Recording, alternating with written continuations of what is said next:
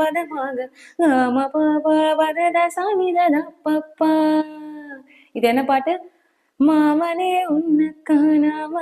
இந்த பாட்டை தான் வந்து நான் ஸ்வரமா பாடினேன். இதை நான் ஏன் ஸ்வரமா பாடினேன்னா, இந்த பாட்டோட ஒவ்வொரு வார்த்தையிலும் ஸ்வரங்கள் தான் இருக்கு அப்படிங்கிறத நீங்க புரிஞ்சுக்கணும். ஓகேங்களா?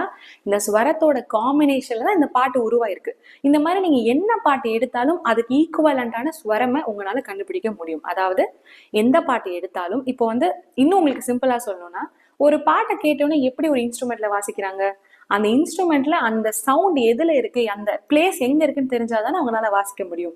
இப்போ கீபோர்டே வந்து வாசிக்கிறாங்கன்னா அந்த பாட்டு வந்து இப்போ அந்த பாட்டோட லிரிக்ஸ் மட்டும் தெரிஞ்சா பத்தாது. அந்த பாட்டோட ஸ்வரங்கள் இப்போ வந்து மாமனே அப்படின்னா பாதனி அப்படின்னு அதுக்கு பின்னாடி ஒரு ஸ்வரம் இருக்கு. ஸோ அந்த பாதனி அப்படிங்கிற கீயை வாசிச்சாதான் அதே சவுண்ட் அந்த கீபோர்ட்ல வரும்.